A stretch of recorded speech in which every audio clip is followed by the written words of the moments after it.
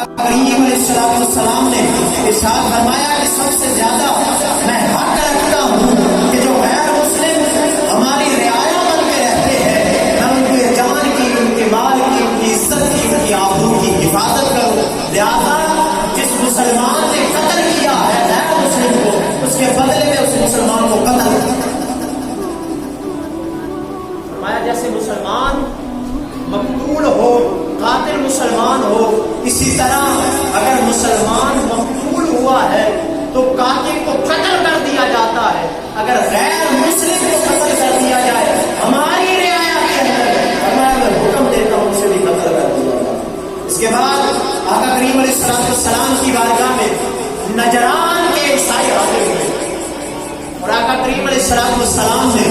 ان کو مسجد نبوی میں ٹھہرایا، ان کی عزت کی، تقریم کی، انہیں آبرو دی، مہمان نوازی کی۔ جب کھانے کا وقت آیا آقا کریم علیہ السلام خود برتن لے کر ان کے لیے کھانا لے کر آ رہے ہیں۔ صحابہ نے عرض کیا آقا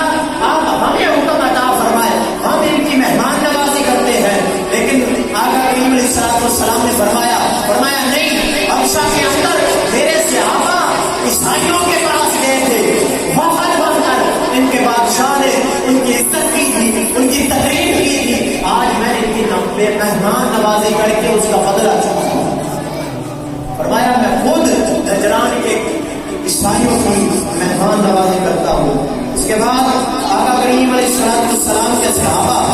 اور حضور نے جو تعلیم دی تھی، حضرت علی رضی اللہ تعالیٰ عنہ آپ کے پاس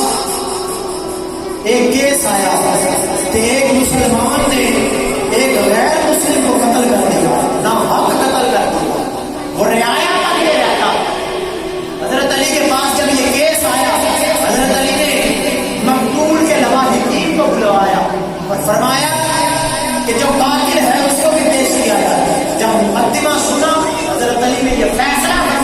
فرمایا کہ قاتل اگرچہ مسلمان ہے مگر اسے قتل کر دیا۔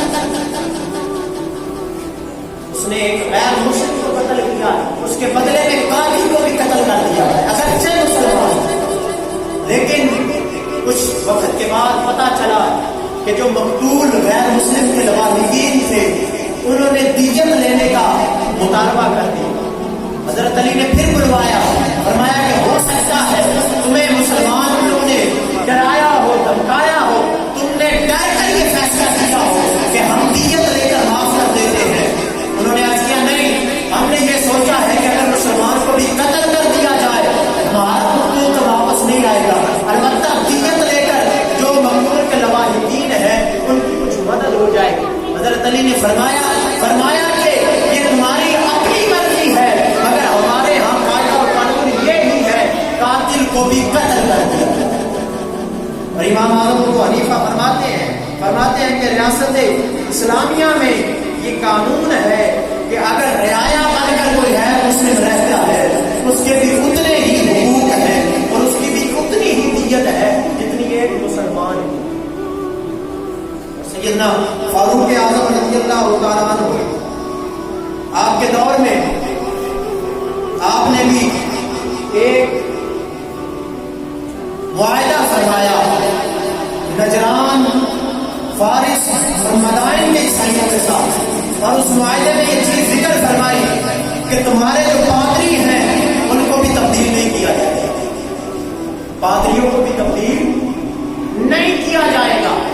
اور تمہاری رعایا کے اوپر ظلم بھی نہیں کیا جائے گا، اور جو تمہارے رؤساء ہیں کسی نہ کسی منصب پر ہے ان کو بھی تبدیل نہیں کیا جائے گا، وہ اپنے منصب پر رہیں گے، تمہاری عزت اور آبرو کا بھی خیال رکھا جائے گا، اور اس کے بعد تمہارے جو چرچز ہیں ان کو بھی نہیں گرایا جائے گا، تمہاری جو عبادت گاہیں ہیں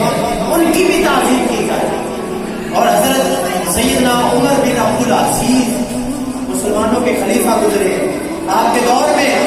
ایک علاقہ جو مسلمانوں کا تھا اور غیر مسلم وہاں رعایا بن کے رہتے تھے، وہاں کسی شخص نے چرچ کو گرا کر وہ حصہ مسجد میں شامل کروا دیا، یعنی مسجد تھی، مسجد کے ساتھ چرچ تھی، غیر مسلموں کی عبادت گاہ تھی، وہ چرچ گرایا اور مسجد کے ساتھ وہ نہیں کر دیا، وہاں مسجد بنا۔ کیس چلتا چلتا عمر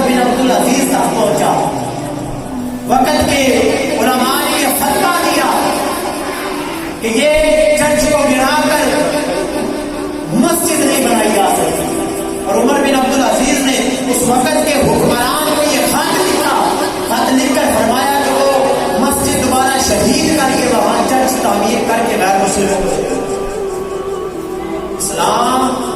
اتنا غیر مسلموں کو تحفظ دیتا، اسلام ہمیشہ امن کی